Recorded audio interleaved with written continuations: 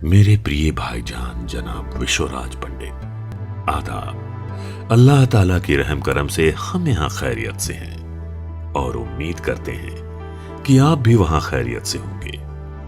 आपकी याद मेरे जहन में तरन्नुम की तरह ताजा है और आज भी यकीन नहीं होता कि 18 साल गुजर गए हमें अलहदा हुए, पर यह कल का वाकया लगता है।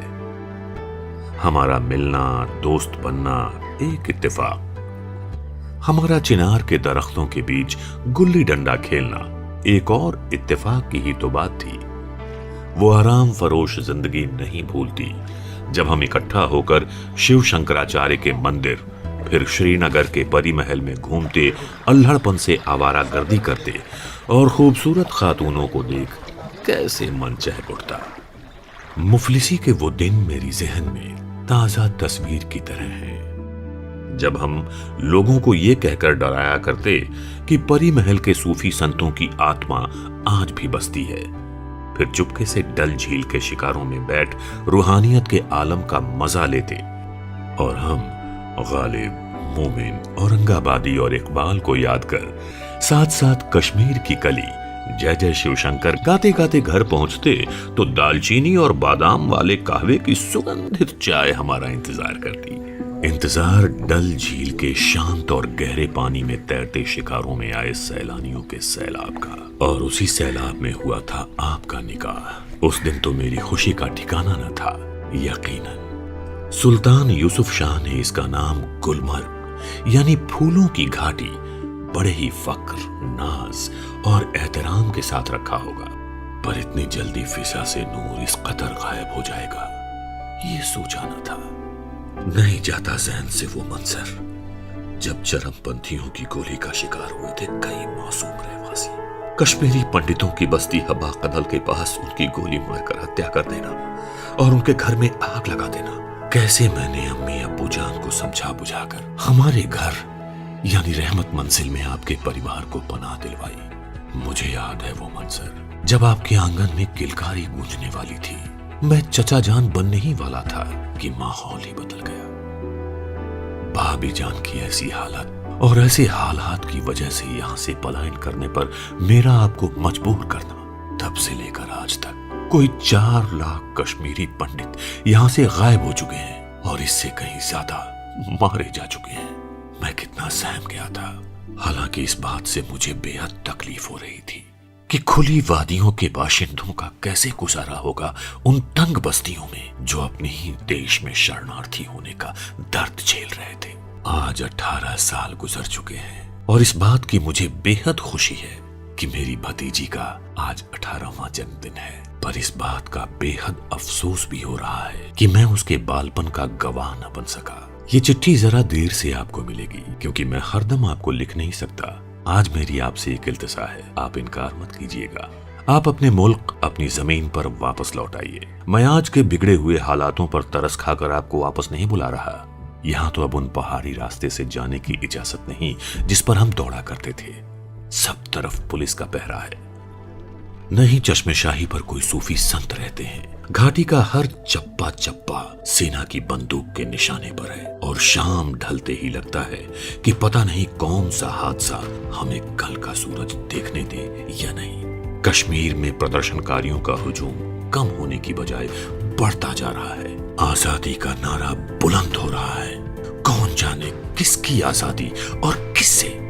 छात्र हाथों में बारूद लेकर घूम रहे हैं। उन्हें कौन बरगला रहा है पता नहीं। कब तक घाटी बंदूकों की आवाज से गूंजती रहेगी, क्योंकि मेरा आपका भले ही खून का या मजहब का रिश्ता ना हो, पर एक रिश्ता है। रिश्तों की सरहदें कहां से शुरू होती हैं ये न मैं जानता हूं नहीं आप। कश्मीरियों ने अतिथियों का स्वागत करने की अपनी परंपराओं व सादगी को बरकरार रखा है। मेरा सवाल अभी भी कायम है आपको यहां फिर से बसाने का।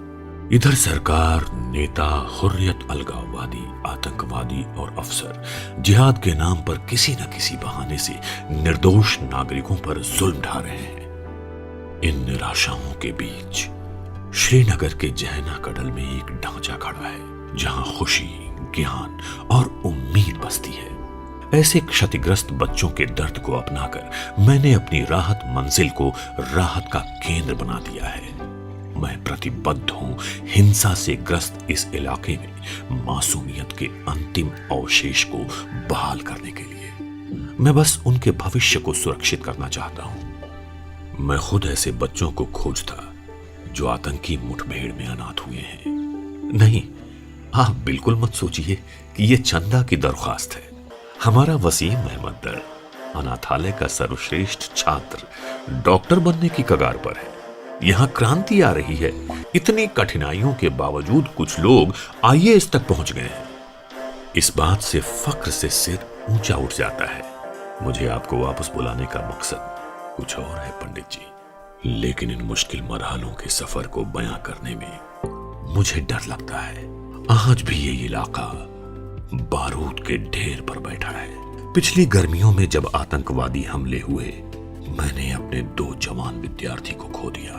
मैंने उनके शव देखे, केवल आस थी उनके बलिदान के लिए जो शांति, स्वतंत्रता, समानता, मानव गरिमा और आजादी के सपने देखते देखते उजल हो गई। मैं सब लड़कों से आग्रह करता रहता हूं कि हमले के दौरान वे अपने गड्ढे में शरण लें।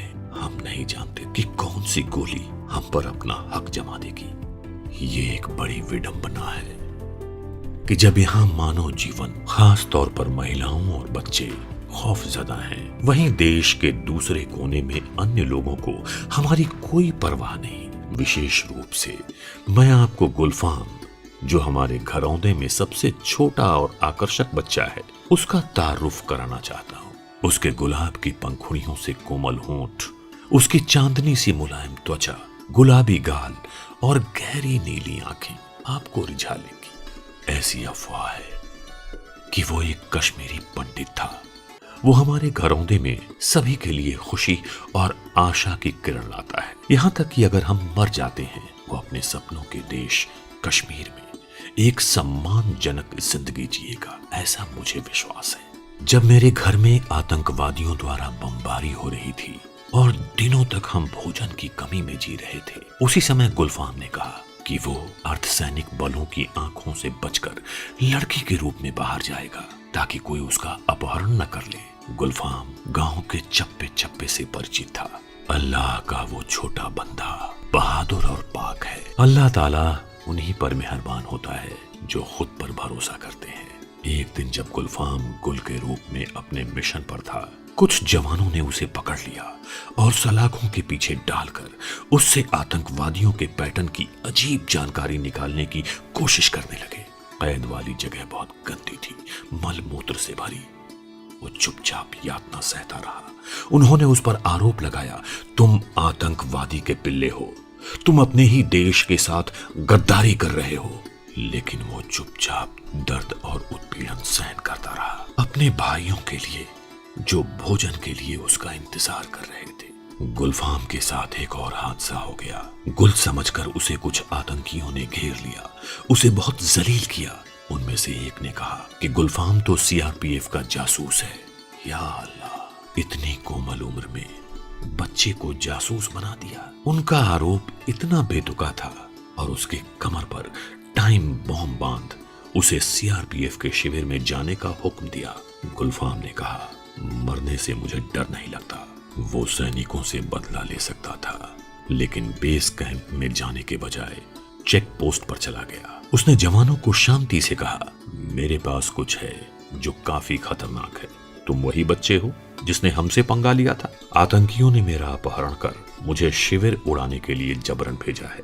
कैसे तुम इतना साहस जुटा पाए कि ये बॉम्ब बांधे हमारे पास आए? गुलफाम के इस हौसले के लिए सीआरपीएफ उस पर कायल हो गए। उसके कश्मीर को बचाने के इस जज्बे की वजह से मैं तुम्हें वापस आने के लिए आग्रह करता हूँ। पहाड़ियां सपाट होती जा रही हैं और अगर यही क्रम जारी रहा तो कश्मीर एक दिन वीरान हो जाएगा।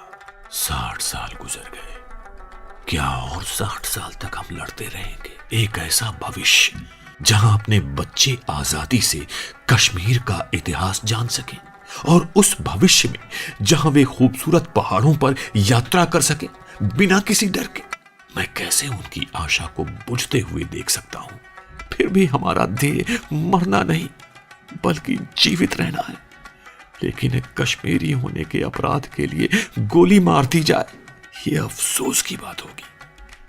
यहां का वातावरण शांतिपूर्ण हो, गुल और गुलफाम की शांति में जीने की इच्छा को कश्मीरी दिलों में जिंदा रहने दो। ये वाबस्ता है कि जब तक कोहराम न होगा तब तक अमन की अहमियत का अंदाजा नहीं होता। कोहराम उनके खिलाफ करना होगा जो उन्हें दिग्भ्रमित और गुमराह करने की कोशिश करते हैं। जब तक ये पत्र आप तक पहुंचेगा, हो सकता है मेरी हालत और बिगड़ जाए, लेकिन मुझे उम्मीद है मैं अकेला नहीं, मेरे बाद भी कहानी जारी रहेगी। अक्सर मेरे बच्चे मुझसे पूछते हैं कि बाकी की दुनिया कहां है। मुझे याद नहीं है पिछली बार कब खुशियां आई थी। फैज साहब हमारे दर्द को जानते थे, तभी उन्होंने कहा, जो हम पे गुजरी सो गुजरी मगर शब्बे हिजरान, हमारे अश्क तेरी आंख बद संवार चले। सच कहूं मुझको ये उन्वान बुरा लगता है, जुल्म सहता हुआ इंसान बुरा लगता है। कहते हैं जहांगीर जब सबसे पहली बार कश्मीर पहुंचे तो उनके मुंह से यही स्वर निकला था, अगर फिरदौस बरुए जमीन अस्त हमी अस्तो। कश्मीर का नाम तो हिंदू पौराणिक कथाओं में कश्यप ऋषि से शुरू हुआ है। कश्मीर स्वर्ग है, एक प्रकृति प्रेमी का खजाना। यहाँ गोलियों के नहीं, रबाब के सुर हमेशा बजते रहने चाहिए। फिर जर्रा जर्रा महकेगा, खुशबू के मौसम आएंगे, फिर चिनार की शाखों पे पंछी घर अपना बनाएंगे। इन राहों से जाने वाले फिर लौट के वापस आएंगे, फिर जन्नत की गलियों में सब लोग ये नगमा गाएंगे। रिंद पुष्माल गिंदने द्राय लोलो, रिंद पुष्माल गिंदने द्राय लोलो। तब तक हमारी लड़ाई अनंत, हमारे संघर्ष अंतहीन। आपके ख्यालों फिक्र का मुंतज़िर। अल्लाह हाफिज। सैयद अतीक अल्लाह बुखारी।